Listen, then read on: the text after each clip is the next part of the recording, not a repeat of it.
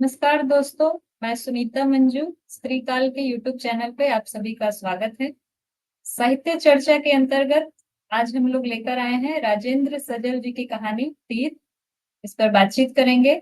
यह कहानी कथा देश के जुलाई 2024 अंक में प्रकाशित हुई है और इस पर हमारे साथ बातचीत करने के लिए हैं राजेंद्र सजल जी,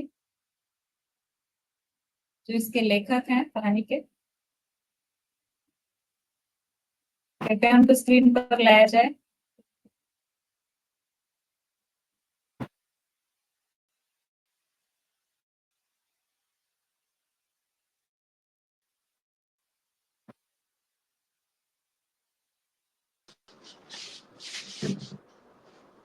नमस्कार सर, स्वागत है आपका। और हमारे साथ हैं नमस्कार जी। पंजाबी साहित्यकार बलजिंदर नसराली जी। और हाँ जी, नमस्कार। राजेंद्र जी से जी नमस्कार सर। राजेंद्र जी से हमारे दर्शक परिचित होंगे। इनके दो कहानी संग्रह आए हैं, अंतिम रामलीला और नजर, शंभुक युगे युगे एक दीर्घ कविता जिसपे हमने चर्चा भी की थी स्त्री काल पर, और एक और कविता संग्रह अभी हाल ही में आया है, इस दौर में प्रेम। और सर अभी अध्यापक हैं, पढ़ा रहे हैं और लिखते हैं हिंदी में, कई पत्र पत्रिकाओं में प्रकाशित होती हैं इनकी रचनाएं। स्वागत है सर आपका। बलजिंदर जी के बारे में मैं बता दूं, अभी सर दिल्ली विश्वविद्यालय में पंजाबी विभाग में एसोसिएट प्रोफेसर हैं और सर पंजाबी में लिखते हैं कहानियां, उपन्यास। इनका एक उपन्यास अभी हिंदी में अनुवाद हुआ है जिसका नाम है अंबर परियां, और सुभाष नीरव जी ने इसका अनुवाद किया है और इसके लिए valley of words award Dehradun से इन्हें प्राप्त हुआ है। तो सर आपका भी स्वागत है, हमारे दोनों मेहमानों का बहुत बहुत स्वागत है। हाँ जी, शुक्रिया। जी सर। तीर कहानी के बारे में मैं थोड़ा सा दर्शकों को बता दूं कि यह कहानी राजस्थान की पृष्ठभूमि पर है, जो एक आदिवासी समुदाय, भील समुदाय है, उससे संबंधित ये कहानी है। तो उनका जीवन जो है गैर आदिवासी, या ये कहें कि जिसे हम लोग मुख्य धारा कहते हैं, इस समाज से थोड़ा सा अलग है। उनके रीति रिवाज, उनकी संस्कृति, या उनके यहाँ जो चलन है शादी विवाह का, प्रेम का, किस तरह का, तो वो थोड़े से अलग नियम है उनके यहाँ।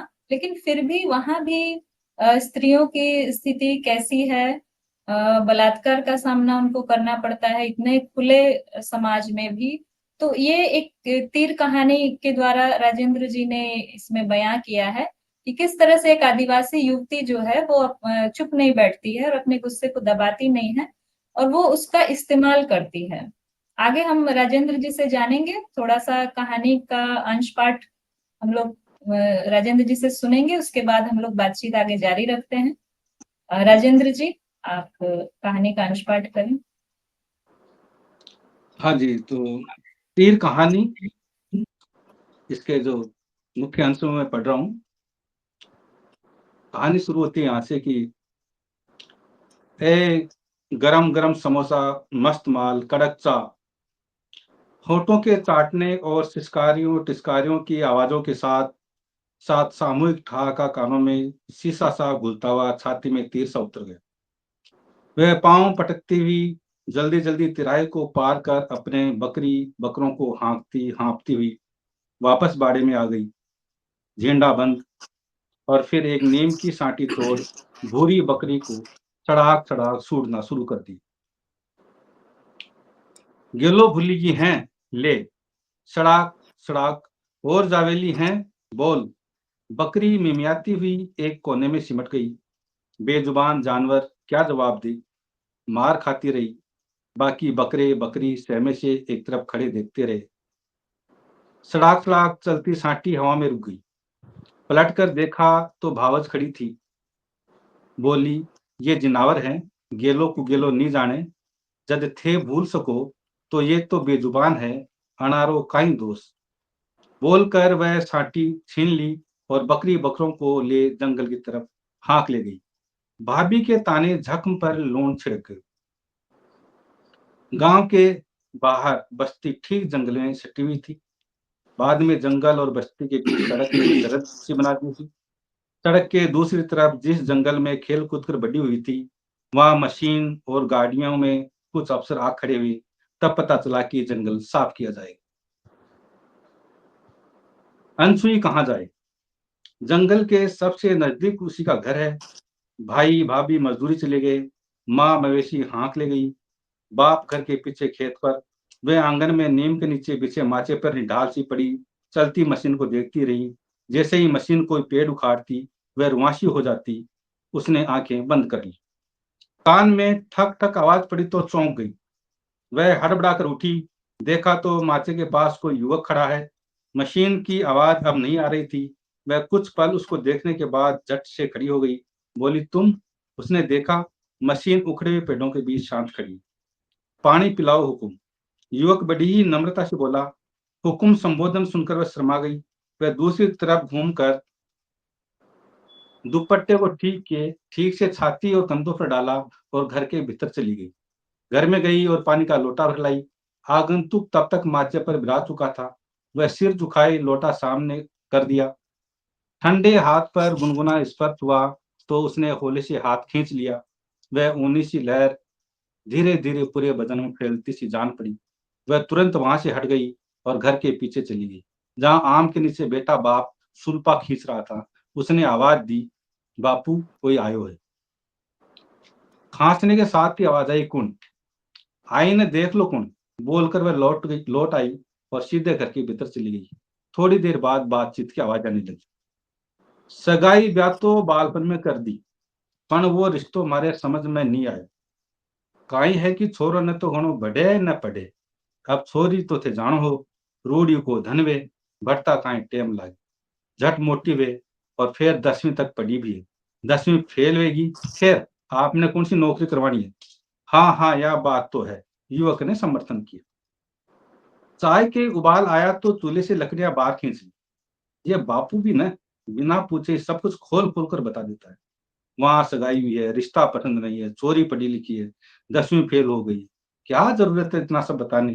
कोई पूछे तो बता भी दे, बिना कोई बात ही।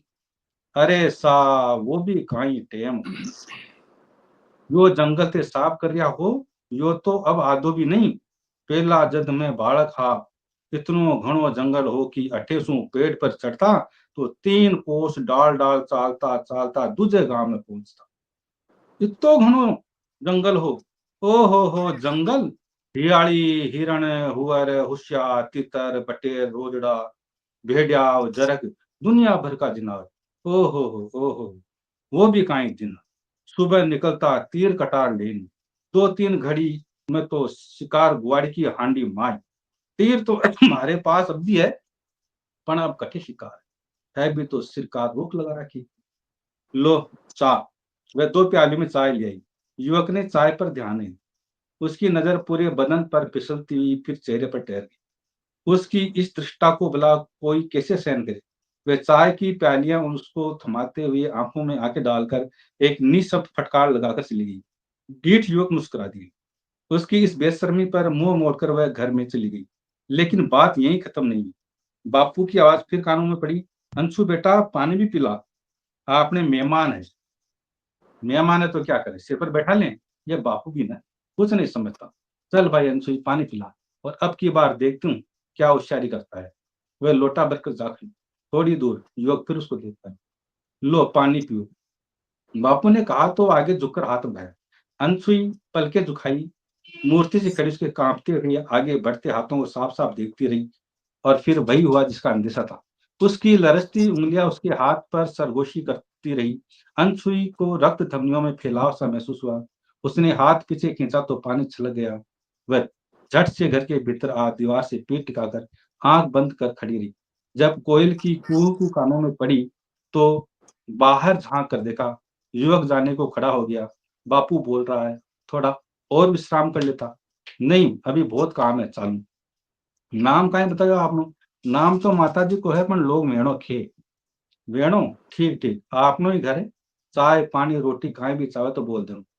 हरमाणो नी, यो माचो है। अठे नीम के नीचे कदे भी आओ, आराम कर लियो। हाँ बा जरूर, बोलता हुआ चला गया। वह घर के पीछे गई तो आम महक रहा था। सामने लहलाती सरसों की डोंडियां चटक कर हरियाली पर पीत रंग छिटक रही थी। कहीं कहीं फूलों के गुच्छे हिल हिल कर गुनगुनाते भंवरों को बुला रहे थे। मधुमक्खियां फूलों पर बैठी झूल सी रही थी, जैसे कोई मद में झूमता हुआ डोलता है। आम पर फिर कोयल कूक उठी, बड़बेर से टप कोई बेर टपका, गेहूं की किशोर बालियों पर सर से हवा किलोर करती हुई गुजर गई। उसने एक लंबी सांस खींची और ताजी ताजी हवा को भीतर उतार कर हाथ फैलाकर दो चार क्यारियों में चक्कर खूंदी हुई तो तितलियों का झुंड रंगीन बुलबुलों की तरह ऊपर उठता चला गया। दो चार तो उसके हाथों को छू भी गई। वह फुदकती सी अपनी गुलाब बाड़ी में आई। कंधे तक ऊंचे गुलाब के पौधों पर चटक लाल फूल और कलियां झूल रही थी। वह एक बड़े से गुलाब के फूल को देर तक अपनी नाक, होंठ और गालों पर फिराती रही। गुलाब बाड़ी के ठीक बगल में रास्ते के ठीक पहले खड़े पीपल पर नजर गई। सुनहरे पीपल पात और बगुलों के धवल पात। वह समझ नहीं पा रही थी उसको क्या कहना है। उसका मन न तो एक ठोर बैठने को था और न ही खड़े रहने की इच्छा थी। फिर भी वह टिटहरी की तरह टीं टीं करते हुए आसमान में चक्कर लगाना चाहती थी। उसने हाथ हवा में फैलाए और लहराती हुई बाढ़ फांद कर तलाई की तरफ निकल गई। तलाई किनारे सारस का जोड़ा एक दूसरे के साथ मस्ती कर रहा था। जल कुकड़ी के जोड़ी पानी में तैर रहे थे। सांझ को सब घर लौट आई। वे झोली भर बथुआ उखाड़ लाई थी। भाई और भाभी घर के पीछे चले गए थे।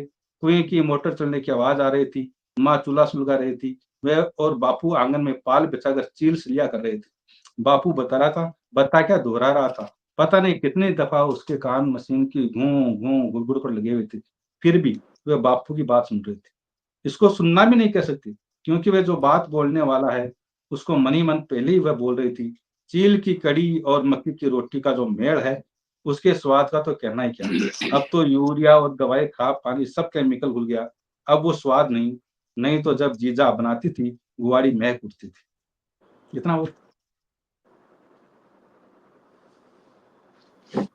बहुत बढ़िया पाठ है। ये शुरुआती अंश आपने पढ़ा जिसमें कि हाँ। अ, वो सोच रही है। पहला दृश्य जो आता है कि वो गरम चाय से उसको बोल बोल कर चिढ़ाया जा हम्म। रहा है, और फिर वो सोचती है किस तरह से वो प्रथम प्रेम का अपना जो याद है उसको याद हाँ। करती है। बहुत ही बेहतरीन इसमें प्रकृति को लेते हुए, और एक महिला जो प्रथम बार प्रेम में पड़ती है तो किस तरह सोचती है, बहुत अच्छा इसमें वर्णन किया गया है। तो बलजिंदर सर के पास मैं आऊंगी। पहले तो मेरी एक जिज्ञासा है सर आपसे, कि आप पंजाबी लेखक हैं, पंजाबी भाषा में लिखते हैं, और हिंदी तो आप जानते ही हैं। और ये जो कहानी है, बहुत ज्यादा इसमें राजस्थानी मेवाड़ी शब्दों का प्रयोग है। मतलब ऐसा मुझे पढ़ते हुए लगा कि हिंदी में मेवाड़ी नहीं घुसी है, मेवाड़ी में हिंदी की थोड़ी सी बनावट, बस संरचना हिंदी की है। तो थोड़ी सी समझने में दिक्कत हुई। आपको किस तरह से ये कहानी समझ में आ गई? इससे लग रहा है कि भाषाओं पर आपकी अच्छी है। तो इसका भी जवाब देते हुए और आप अपनी टिप्पणी रखें सर, बलजिंदर सर। मेरे लिए आपका ये जो क्वेश्चन है ना, बहुत ही अनसोचा क्वेश्चन है और बहुत इंटेलिजेंट क्वेश्चन है, और इसका जवाब भी मेरे पास है। कुछ दिन पहले की बात है कि मैं अपने पिताश्री से पूछ रहा था कि हमारा जो गांव है, नसराली मेरा गांव है, गांव मेरा नाम के साथ लिखा हुआ है नसराली, और ये बड़ा मशहूर गांव है। फिल्म एक्टर धर्मेंद्र का जन्म भी इसी गांव का है। तो मैं अपने फादर साहब से पूछ रहा था कि हमारा गांव किसने बसाया था। तो उसने बोला कि नसरा नाम का कोई बंदा था, नसरा वाली। तो मैंने पूछा हम कहाँ से आए हुए हैं। उन्होंने बोला हम राजस्थान से आए हुए हैं।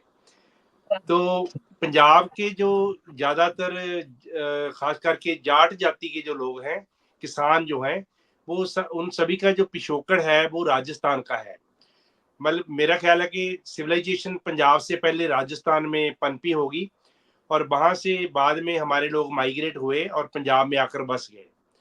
और जब इस कहानी को मैं पढ़ रहा था, तो आपने ठीक कहा कि इसकी शब्दावली मुझे कैसे समझ आई। शब्दावली समझने में मुझे कोई दिक्कत नहीं आई, बल्कि कई शब्द तो ऐसे थे जो बिल्कुल मेरी भाषा में बोले जाते हैं, हिंदी में नहीं बोले जाते। या तो वो पंजाबी में बोले जाते हैं, जहाँ राजस्थानी में, जहाँ उनकी जो आदिवासियों की भाषा है उसमें बोले जाते हैं।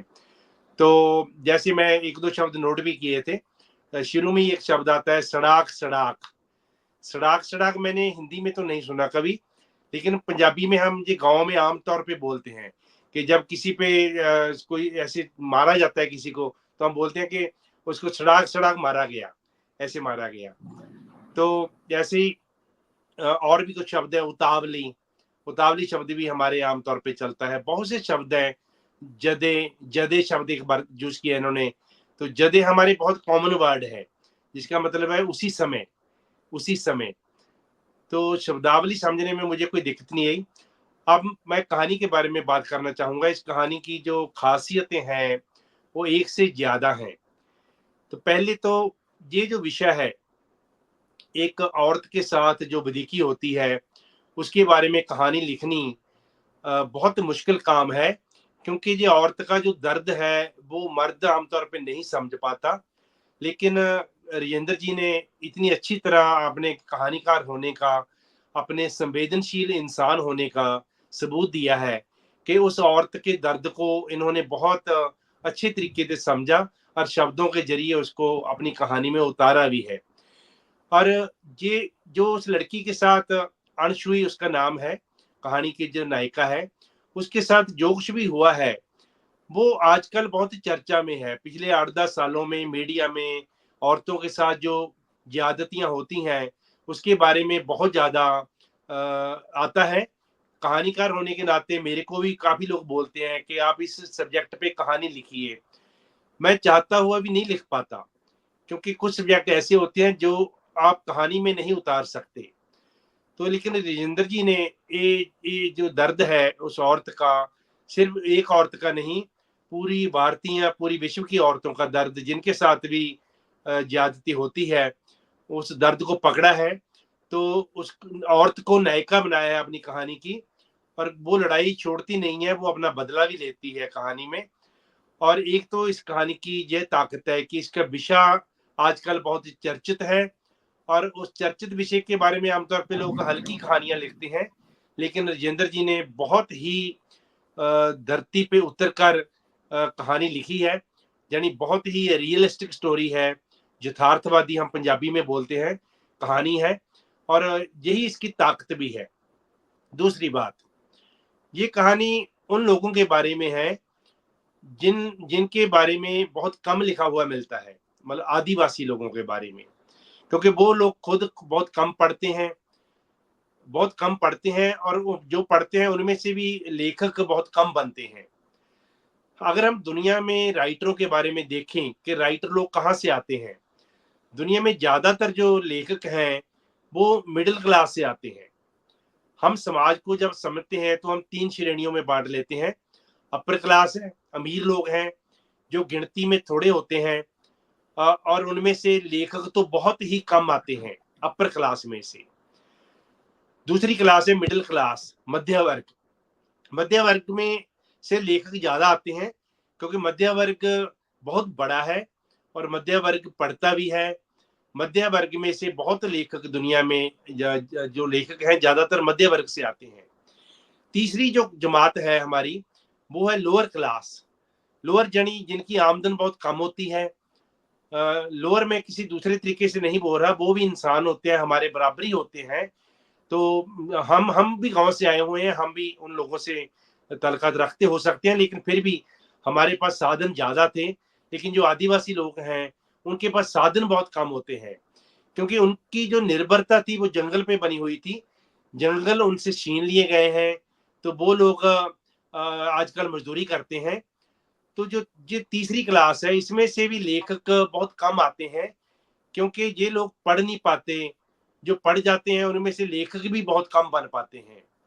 तो अगर मैं इसको विश्व लिटरेचर के में रखकर देखूं, तो मैक्सिम गोर्की जो रशियन भाषा के मशहूर कहानीकार हैं, जिनको हिंदुस्तानी भाषाओं में खूब पढ़ा भी गया है, तो उनकी मशहूरी इसलिए हुई थी कि वो बहुत ही छोटी क्लास से आए थे, जो बहुत गरीब क्लास थी। उनका जन्म एक भिखारी परिवार में हुआ था, वहां से निकलकर वो कहानीकार बने, और उन्होंने गरीब लोगों के बारे में, साधन जो विहीन लोग हैं उनके बारे में कहानियां लिखी, और विश्व लिटरेचर में उन्होंने गरीब जो क्लास है उनको, उनके दर्द को लाकर सामने रखा। इसलिए उस लेखक को बहुत जल्दी पूरे विश्व में मान्यता मिली। तो दूसरे लेखक भी रशियन भाषा से हैं, वो है टॉल्स्टॉय। टॉल्स्टॉय ने अमीर लोगों के बारे में लिखा, अमीर लोगों के बारे में भी लिखा हुआ बहुत कम मिलेगा आपको। तो उन्होंने उनके बारे में लिखा, उनके टूटते जुड़ते जो रिश्ते हैं उसके बारे में लिखा, तो उनको इसलिए ज़्यादा मान्यता मिली क्योंकि उन्होंने उनके बारे में लिखा जिनके बारे में बहुत कम मिलता है। तो राजेंद्र जी की इस कहानी की एक बहुत बड़ी ताकत बन जाती है कि यह कहानी उन लोगों के बारे में है जिनके बारे में बहुत कम लिखा हुआ मिलता है। तो आदिवासी लोगों के बारे में ये कहानी है, इसलिए इस कहानी की यह भी एक ताकत बन जाती है। तीसरी इस कहानी की जो ताकत है वो है इसकी आंचलिकता। इसकी जो आंचलिकता है, राजस्थानी भाषा या कहें भील लोगों की जो भाषा है, उस भाषा के बारे में इन्होंने कैसे लिखा है। कहानी का जो वृत्तांत है वो तो हिंदी में चलता है, केंद्रीय हिंदी में चलता है, लेकिन जितना भी वार्तालाप है वो सारा क्षेत्रीय भाषा में है और वो उसकी उस कहानी की ताकत बन जाता है। आंचलिकता भी कहानी की, जैसे मैला अंचल रेणु जी का एक उपन्यास था, वो उपन्यास इसलिए मशहूर हुआ क्योंकि वो एक ऐसे अंचल की बात करता था जिस अंचल के बारे में बहुत कम लिखा मिलता था हिंदी में। और यह कहानी भी इसलिए ताकतवर बन जाती है क्योंकि इस कहानी में भी लोगों की भाषा, आदिवासी लोगों की भाषा, उनका जो रहनी बहनी है, उनका जो सभ्याचार कल्चर है, संस्कृति है, वो दिखाई देती है। मैंने जब मैं पढ़ रहा था तो मैं देख रहा था वो लड़की पानी देने के लिए लड़के को, जो उनके घर में मेहमान आया है, अपना बर्तन धोने लगती है तो वो कहता है रहने दो हुक्म, मैं भी भील ही हूं। तो फिर वो बोलती है भील भील हाँ तो साफ सफाई भी ना करा, भील हो तो साफ सफाई भी ना करूं। तो यह जो आंचलिकता है इस कहानी की एक बहुत बड़ी ताकत है। मुझे हैरानी हो रही थी कि राजेंद्र जी ने ये उनकी भाषा में कैसे लिखा। इन्होंने उन लोगों को बहुत नेड़े से बहुत नजदीक से देखा होगा, इसीलिए वो उनकी भाषा को पकड़ सके। और कहीं भी वो कहानी मतलब कमजोर नहीं पड़ती, कहीं भी किसी वार्तालाप में वो कमजोर नहीं पड़ती, क्योंकि हर वार्तालाप बहुत तैयारी से लिखा हुआ है, बहुत सोच समझ कर लिखा हुआ है। तो यह भी इस कहानी की एक ताकत है। चौथी बात जो इस कहानी को ताकतवर बनाती है वो है इस कहानी की जो मुख्य पात्र है अनछुई, उसका औरत का एक ताकतवर किरदार। पहला वो मेहमान नवाजी करती है एक बाहर से आए हुए लड़के की, तो फिर वो उस लड़के के साथ उसका प्यार हो जाता है। उसको यह भी चेतना है कि ये लोग जो मशीन लेकर आए हैं, जेसीबी मशीन है, वो जंगल को काट रही है, जंगल को उखाड़ रही है। तो उसको दुख होता है कि ये जंगल को उखाड़ रहे हैं। इस कहानी में जंगल को खत्म करना और आदिवासियों के जो रहन बसेरे हैं उनको खत्म करने की तरफ भी एक संकेत है। वो लोग विरोध तो करते हैं कहानी में, लेकिन उनका विरोध बहुत कमजोर है क्योंकि वो कमजोर लोग हैं। सरकार या राज करने वाले जो लोग हैं बहुत ताकतवर हैं, उनके सामने आदिवासी बहुत कमजोर पड़ जाते हैं, तो वो जंगल को बचा नहीं पाते। तो इस कहानी में भी हम देखते हैं कि वो जंगल को बचा नहीं सकते और जंगल को खत्म कर दिया जाता है, उसकी जगह एक एग्रीकल्चर कॉलेज बना दिया जाता है। तो चौथी जो ताकत इसकी मैंने बोला कि औरत का एक ताकतवर जो किरदार है इस कहानी में दिखाई देता है। पहले तो वो अपना जीवन साथी खुद चुनती है, उसके साथ वो जाती भी है, लेकिन वो औरत है और 4-5 मर्दों के सामने वो खुद को बचा नहीं पाती, लेकिन वो अपनी लड़ाई छोड़ती नहीं है। वो लड़ाई पुलिस तक भी लेकर जाती है, वो लड़ाई पंचायत में भी लेकर जाती है। जब पंचायत में और पुलिस में दोनों में उसको इंसाफ नहीं मिलता, पूर्ण जो इंसाफ है नहीं मिलता, तो वो फैसला करती है कि मैं अपनी लड़ाई खुद लड़ूंगी। फिर वो तीर अपना तैयार करती है। तीर कमान कहानीकार ने बताया भी है कि भील जो लोग हैं उनको तीर चलाना सीखना नहीं पड़ता, ये उनके खून में होता है। तो वो तीर चलाती है और अपना बदला लेती है। ये कहानी मेरे को बहुत ही कमाल की कहानी लगी और इसकी जो औरत को ताकत देने वाली शक्ति है कहानी की, वो इसको ताकतवर बना देती है। और मैं इस कहानी के जरिए पाठकों को, दर्शकों को बोलना चाहूंगा कि आप कथा देश में ये कहानी पब्लिश हुई थी, इसका पाठ जरूर करें। ये पढ़ने वाली कहानी है, बहुत कमाल की कहानी है। और कहानी का जो कलात्मक पहलू है वो भी बहुत ताकतवर है। और एक बार पढ़ने लग जाओ तो कहानी को छोड़ नहीं सकते आप उस अंचल में दाखिल हो जाते हो जो राजस्थान के आदिवासी लोगों का अंचल है, उसमें चले जाते हो, उस माहौल में चले जाते हो, उनकी भाषा उन लोगों का जो यथार्थ है उसको पेश करने में पूरी तरह समर्थ है। तो मैं बधाई देता हूँ आपके चैनल को भी कि आपने एक ताकतवर कहानी की चोन की है। इसमें इस कहानी के बारे में बातचीत करने के लिए मुझे बुलाया है। मैं अपने निजी तौर पे भी आपका धन्यवाद करता हूँ। और अगली बातचीत हम कुछ सवालों जवाबों के जरिए कर सकते हैं कि कोई भी बात आपको मेरे से पूछनी है तो मैं जवाब दूंगा, राजेंद्र जी से पूछनी है तो राजेंद्र जी जवाब दे सकते हैं। शुक्रिया।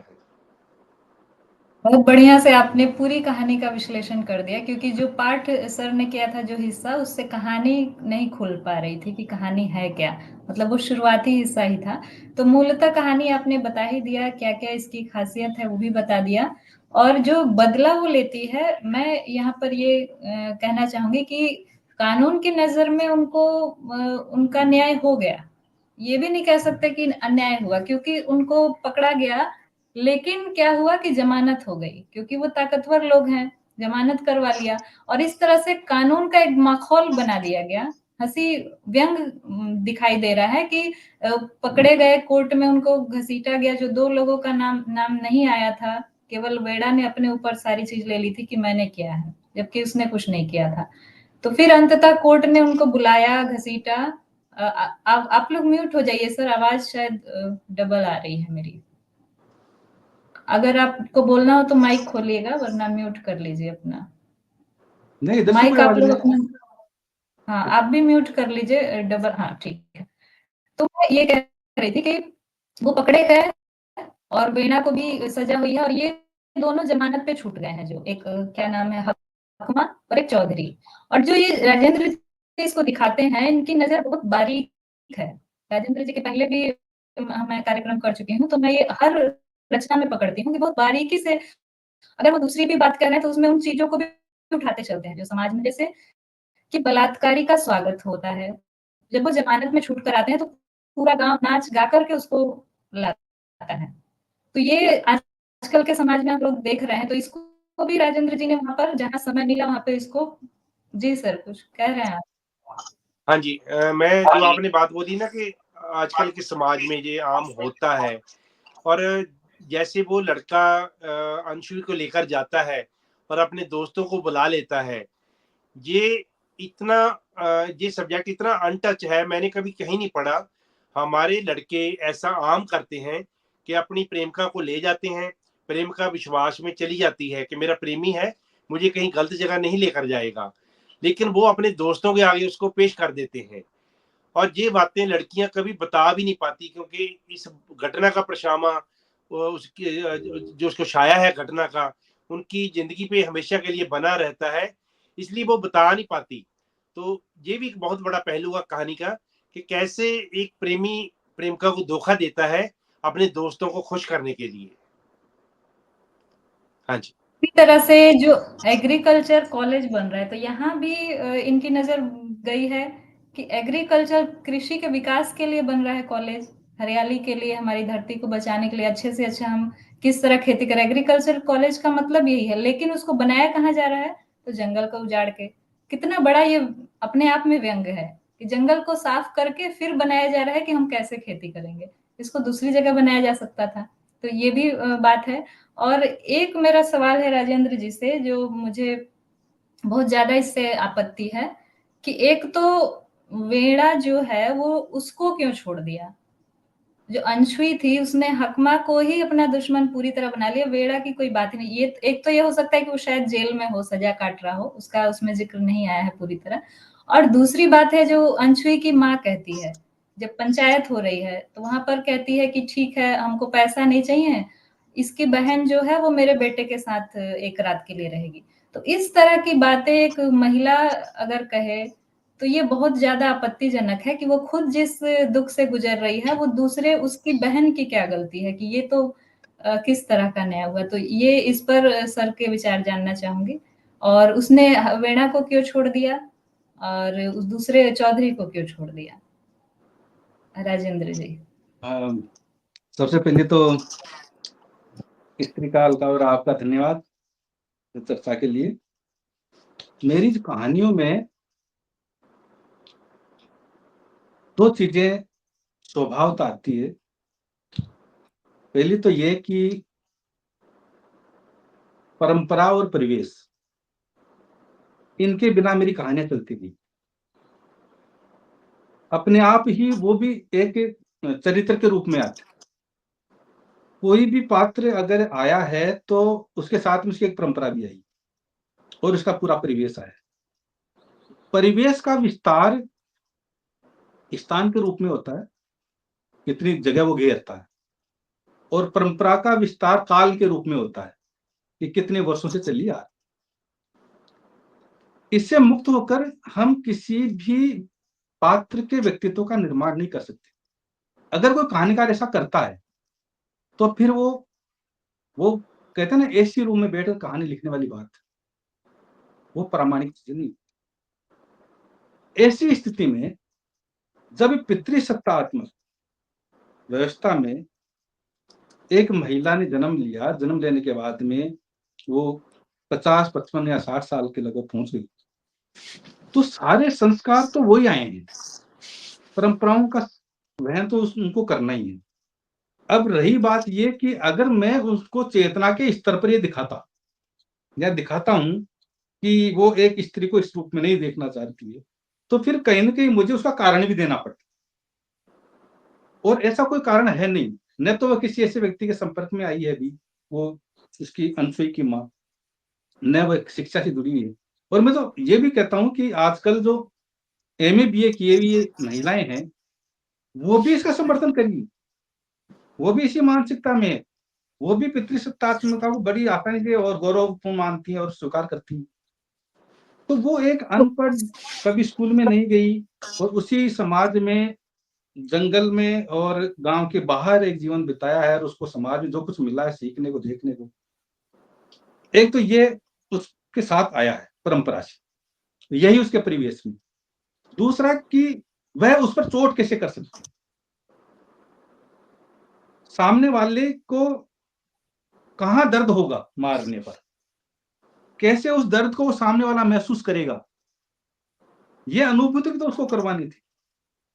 तो ये दो कारण ऐसे रहे कि मुझे ये लाइन लिखनी पड़ी। और बाद सर में लेकिन जो एक एक मैं बात और यहाँ पे आपत्ति है मेरी, साहित्यकार जो है, लेखक जो है, वो जस का तस मतलब रिपोर्टर नहीं है या इतिहासकार नहीं है, वो रचना रच रहा है। तो अगर ये बात किसी स्त्री के बजाय कोई पुरुष कहता तो उस तरह की आपत्ति नहीं रहती। हम तो सुधार की प्रक्रिया में है ना, कि समाज को ठीक करें। हाँ, वैसा होता होगा। तो अगर ये बात कोई स्त्री कहती तो फिर भी एक सॉरी कोई पुरुष कहता अगर, तो फिर भी एक चल जाता कि चलो ये इस बात से आप बच सकते थे। जी सर। सुनीता जी, मैं इस बात पे टिप्पणी करना चाहूंगा कि जो पारंपरिक भारतीय समाज है, जहाँ औरतें पढ़ी लिखी नहीं होती, वो औरतों की जो मानसिकता होती है वो भी मर्द ही बनाता है। तो इसलिए अगर औरत वो बार बोलती है तो बड़ा कुदरती है। तो लेखक इस बात से भाग नहीं सकता, क्योंकि उस समाज में औरतें मर्द की तरह ही सोचती हैं। इसलिए वो उसको बोलती है कि आप अपनी लड़की को भेज दो। और दूसरा ये इसमें ये मैं भी इस पे देखिए आप, इनकार नहीं कर रही। जी, बोलिए बोलिए आप। हाँ, ये मैं ये कह रहा हूं कि आप देखिए कि उस लड़की का जो बाकी जो परिवार के जो मर्द लोग हैं, पुरुष हैं, वो किस तरह वहां बैठे हैं जैसे खुद अपराधी, और वो औरत सामने आती। मैं इसमें ये दिखाना चाह रहा था कि आदिवासी समुदाय में औरतें मुखर हैं, प्रतिरोध करने के लिए तैयार। सच्चाई है, ये तो सच्चाई है। आदिवासी तो कहिए मैं या दलित कहिए या पिछड़ा, इसमें महिलाएं मुखर होती हैं, ये तो सच्चाई है। मुखर है, ठीक प्रतिरोध करती हूँ। तो वो चीज आनी थी, तो फिर पुरुष के मुंह से कैसे आ सकती है, तो स्त्री के मुंह से आएगी। दूसरा ठीक आपने है पूछा सर। कि भाई एक चौधरी और उसकी बात, तो एक तो जेल में है, उसने अपराध स्वीकार कर लिया। दूसरा ये, और उसको भी धमकी दी गई कि या तो तू स्वीकार कर लेना, नहीं तेरे को हवाला आत्मी हम निपटवा देंगे। और आपने जय भीम फिल्म देखी होगी, उसमें किस तरह आदिवासियों के साथ में प्रशासन और ज्यादती करते हैं। तो अलमा कबूतरी में देख लो आप किस तरह से आदिवासियों के साथ प्रशासन करता है, यानी कि अपराध कोई और करता है, उनको सजा हो जाती है, फिर उसको जेल से बाहर निकाल लेते हैं, उसे किसी आदिवासी को बैठा देते हैं, वो हाजिरी भरता रहता है और उसको पता है नहीं मैं किस जुर्म में अंदर। तो ये चीजें तो बहुत पहले लिखी जा चुकी है, मैंने तो केवल इशारा किया था उस चौधरी उस गांव का है ही नहीं, न वो उसको टॉर्चर करने आ रहा है, न प्रताड़ित करने आ रहा है। छाती पर सूल किसने रोक रखा है, समस्या यहाँ पैदा हो। तो उस सूल को निकालना है, और सूल को निकालना है तो कोई न कोई उपाय तो करना ही पड़ेगा। इसमें उसकी दो सहेलियां भी, एक सहेली भी साथ में आई, जो उसका उपाय भी सोच समझ कर बढ़िया तरीके से निकालती। तो परिवेश है, परंपरा है, और प्रशासन की भूमिकाएं हैं, ग्रामीण स्तर के ऊपर जो समाज में गैर आदिवासियों का जो स्तर है, उनके साथ जो व्यवहार है, उनके प्रति सोच है। हम इतिहास भले ही नहीं लिख रहे हैं, लेकिन यथार्थ से ज्यादा दूर तो नहीं भाग सकते। अगर हम कल्पनाएं लिखेंगे तो फिर वो काल्पनिक साहित्य वो वाला होगा जिसको हम गैर प्रमाणिक मानते हैं, और हमने एक नई धारा शुरू की उसके विरोध में कि नहीं तुम्हारा साहित्य काल्पनिक, हमारा साहित्य काल्पनिक नहीं। तो हम उस कल्पनाओं को सहारा तो लेते हैं, लेकिन हम यथार्थ से बहुत दूर चले जाएंगे तो बहुत कुछ हमारे से छूट जाएगा, और छूट जाएगा तो फिर हम उसी श्रेणी में चले जाएंगे एसी में बैठ कर लिखने वाली। वैसे भी साहित्य में कल्पना का अर्थ वो नहीं होता जो हम जिंदगी में लेते हैं। साहित्य में हम कल्पना उसको कहते हैं जो हम रचना को बनाने के लिए, घटनाओं को जोड़ने के लिए पात्र लाते हैं, घटनाएं कुछ इधर उधर से लाते हैं, एक जगह इकट्ठी करते हैं, तो उसको हम एक कहानी बनाते हैं। कई लोग बोलते हैं कि ये ये असली कहानी है, ये सच्ची कहानी है, बिल्कुल ऐसा ही हुआ है। सच्ची कहानी साहित्य का कई बार हिस्सा नहीं बनती। कहानी साहित्य का हिस्सा तब बनती है जब लेखक उसको अर्थ भरपूर यानी कि मीनिंगफुल बनाने के लिए इधर उधर से कुछ छोटी मोटी घटनाएं और भी ले आता है, और वो कहानी पढ़ते हुए ये लगना चाहिए कि समाज में ऐसा होता है। अगर कोई ऐसी बात लिखेंगे जो समाज में नहीं होती, फिर कहानी कमजोर पड़ जाती है। तो इस कहानी की यही ताकत है कि पूरी कहानी पढ़ते हुए हमें लगता है कि हाँ ऐसा ही होता है, समाज में ऐसा ही होता है। ऐसे ही जैसे आपने पहले पूछा था कि आपने उन लोगों को सजा नहीं दी, पूरे लोगों को, हकमा को सजा मिल गई, लड़के को मिल गई, लेकिन चौधरी को नहीं मिली। तो पूरा इंसाफ कभी मिलता नहीं है। इंसाफ लेने का प्रयास उस लड़की ने किया, वो कोर्ट में गई, पुलिस में गई, वो पंचायत में गई, फिर वो अपनी लड़ाई खुद लड़ती है, फिर भी पूरा इंसाफ नहीं मिलता, क्योंकि सभी लोग उसकी रेंज में नहीं आते, उसकी मार में नहीं आते। अगर उसकी मार में आते तो उनको भी वो मार देती, लेकिन पूरा जो इंसाफ है कभी नहीं मिलता। इस कहानी में भी पाठक को गुस्सा बरकरार रहता है, क्योंकि अभी भी कुछ लोग बच गए हैं। और ये सर पूरी तरह से हमारी न्याय व्यवस्था का, कानून व्यवस्था का पूरी तरह से मजाक उड़ाया है कि सारी प्रक्रिया हो जाने के बाद भी कुछ नहीं हुआ। और वहां पर एक संवाद आया है कि मंत्री किसके, तो इनके, विधायक किसके, तो इनके, जहाँ पे वो वेड़ा को समझा रहे हैं कि तू बचेगा नहीं, तो तू अपने ऊपर ले ले। तो वो बाद में दिखता है कि सब उनके ही हैं, उनके ही समर्थक लोग हैं, तो इसलिए वो ज्यादा कुछ होता नहीं है, जमानत पर छूट जाते हैं। और जो बदला लिया है, तीर जो प्रतीक है, उसमें हम देखते हैं अंत में कि उसके नाक, वो निशाना जो लगाती है, तो वो उसके प्राण नहीं जाते, वो जिंदा है हकमा, केवल उसकी नाक जो है वो कटी है, मतलब तीर के वजह से उसकी नाक कटी है, जो तीर में फंसी हुई है। लूनी हंसते हुए आती है उसको लेकर कि ये देख।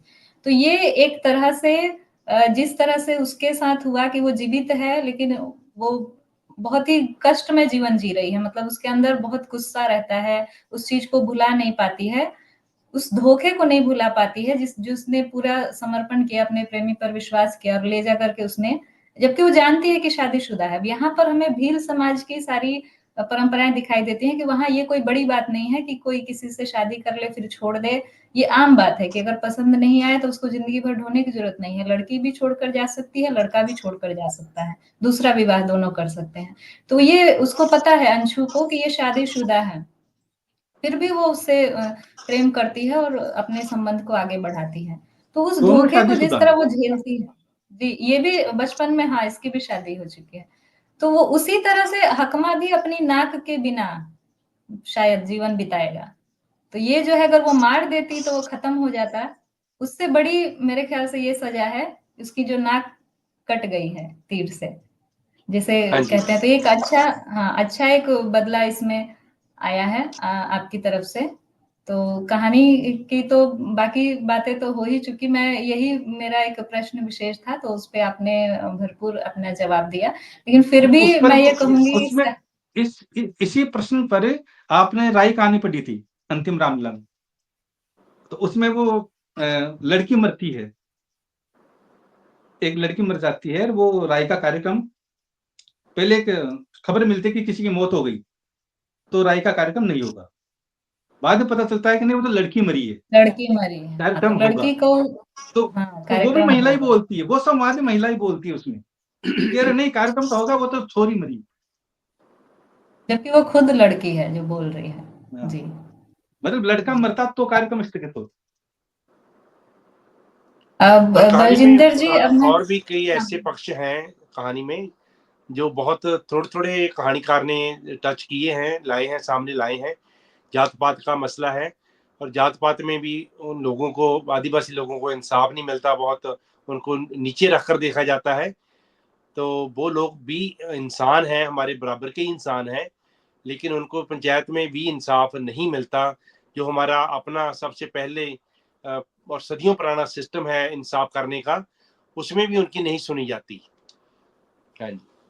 कानूनन भी नहीं सुनी जाती है, नहीं सुनी जाती है। जब जमानत पे छोड़ ही दिए गए, और वेड़ा जिसने किया नहीं था, उसने बलात्कार नहीं किया था, वो ले बेशक गया था लेकिन वो नशे में धुत होकर के बेहोश हो गया था, तो वो सजा भुगत रहा है। जिन दोनों ने किया वो बाहर हैं, तो कहीं भी इंसाफ तो मिला नहीं। और बलजिंदर जी से मैं जानना चाहूंगी थोड़ा सा कहानी की शैली और भाषा, आपने वैसे पहले भी बताया लेकिन थोड़ा सा इसके बारे में, शैली और भाषा के बारे में, और आगे क्या इस तरह से ये कहानियों का मतलब ये जो हिंदी में अन्य आंचलिक शब्द भाषाएं आ रही हैं, हर हर तरह की, हर क्षेत्र की आ रही हैं, तो ये इसको क्या और आगे बढ़त मिलने वाली है? किस तरह से आप देख रहे हैं हिंदी साहित्य में, मतलब जो अनछुई चीजें हैं जैसे कि किन्नर विमर्श है, तो वो हम लोग नहीं जानते वो लोग कैसे खाना खाते हैं, कैसे वो लोग अपना रहते हैं, उसमें परिवार कैसे होता है, तो वो नई दुनियाएं हमारे सामने खुल रही हैं। उसी तरह आदिवासी समाज की नई दुनिया हमारे सामने, कुछ सालों पहले दलित समाज का सच सबके सामने आया कि वो लोग घरों में कैसे रहते हैं, बहुत अच्छा से तो आपने बताया ही। थोड़ा सा मैं चाहूंगी कि एक अंतिम टिप्पणी के रूप में आप कंक्लूजन देते हुए अपनी टिप्पणी करें, और फिर हम लोग थोड़ी देर में खत्म करेंगे। बलजिंदर सर।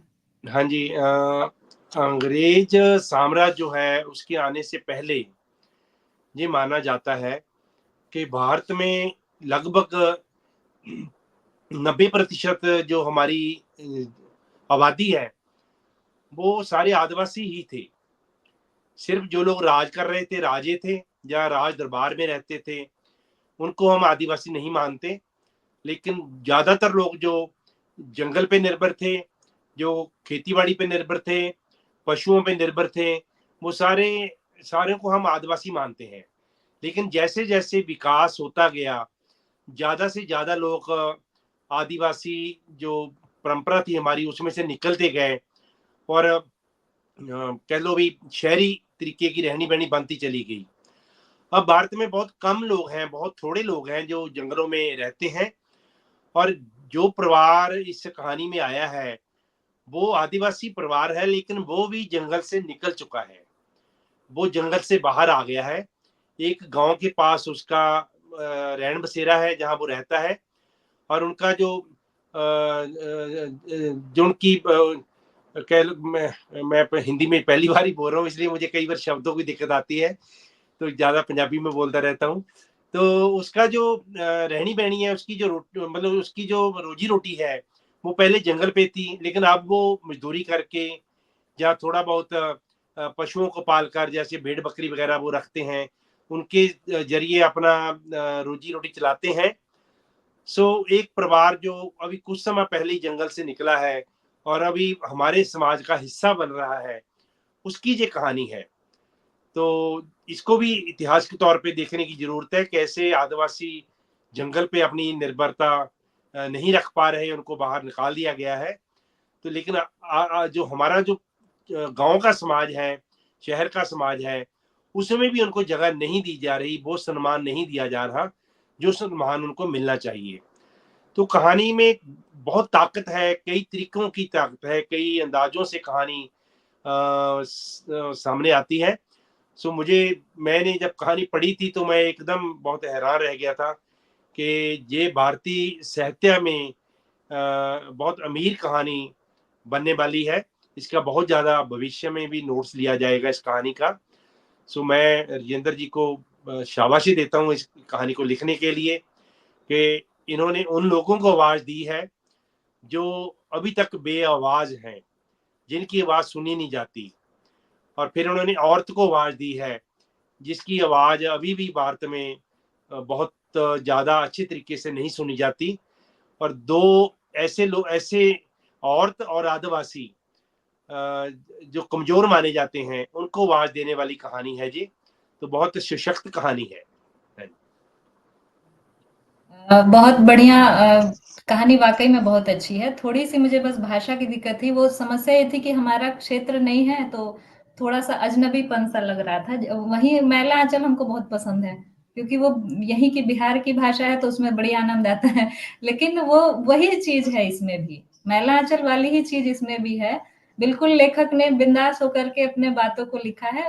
आ रहा है समझ में, ठीक है, नहीं आ रहा है ठीक है, लेकिन कहानी के बनावट पे या उसके रस में कहीं अवरोध नहीं आता है। वो सरस कहानी चलते रहती है एक निर्बाध प्रवाह की तरह। मैंने जैसे पहले बोला ना सुनीता जी, जो आंचलिकता होती है वो बहुत बड़ी ताकत होती है, वो किसी भी रचना की बहुत बड़ी ताकत होती है, और उस पे लेखक को बहुत मेहनत करनी पड़ती निश्चय है। ये कहानी, हाँ, लेखक ने उन लोगों को बहुत नजदीक ये से देखा, कहानी उनकी भाषा को पकड़ा, भाषा को समझा और कहानी में लेकर आए। वो समझने में दिक्कत हो सकती है, लेकिन अगर बहुत ध्यान से पढ़ोगे तो कहानी की जो परिस्थितियां हैं वो समझा देती हैं कि वो क्या कह आ रहे देती है। और हैं। कहानी में जो एक रस है ना, जो उस भाषा की वजह से जो रस आ रहा है, जो वो परिवेश बन रहा है, बहुत ही आनंद दे रहा है। मतलब वो कहीं भी बाधित नहीं हो रहा है। आपको अगर नहीं समझ में आ रही है आपकी समस्या है, लेकिन कहानी अपने आप में जो सरस है बहुत ज्यादा। राजेंद्र जी, आप कोई अब अंतिम टिप्पणी करना चाहेंगे? हाँ, आप क्या तो कहना चाहेंगे मैं दर्शकों बोल रहा था पाठ? कि मेरी दो जो विशेषता बता रहा था कि एक तो परिवेश और परंपरा साथ में आती है, और दूसरा भी छूट गया था कि मेरी कहानियों में कविता आ जाती कविता आ जाती और ये है, स्वभावतः आती प्रकृति है। वर्णन, बहुत अच्छा प्रकृति वर्णन और प्रेम में पगी उसमें हुई एक स्त्री। उसमें हाँ, कविता बहुत आई अच्छा जाती है, वर्णन। किसी भी कहानी में एक दो कविता टाइप में उसमें बीच में आई जाती है। तो ये मेरी विशेषताएं है, ये स्वभावतः आती है, मैं लाता नहीं हूँ उसमें। और मैं कविता लिखता हूँ तो उसमें कहानी आ जाती है। अभी जिस चलिए। दौर में प्रेम जो आया है उसकी कविताएं पढ़ते आप लोगों की ये कहानी कह रहा है, नहीं इस कविता में कहानी है। तो ये मेरी स्वभावगत विशेष। लोग की अच्छी बातचीत रही। सभी दर्शकों का धन्यवाद जो भी देख रहे हैं, आगे भी जो देखेंगे। राजेंद्र जी, आपको बहुत बहुत बधाई। और आप आगे भी इस तरह लिखते रहिए। ये कहानी बहुत लंबे समय तक, जैसा कि बलजिंदर जी ने कहा, ये कहानी याद रखी जाएगी। ये सशक्त कहानी है महिलाओं के लिए और आदिवासी महिला।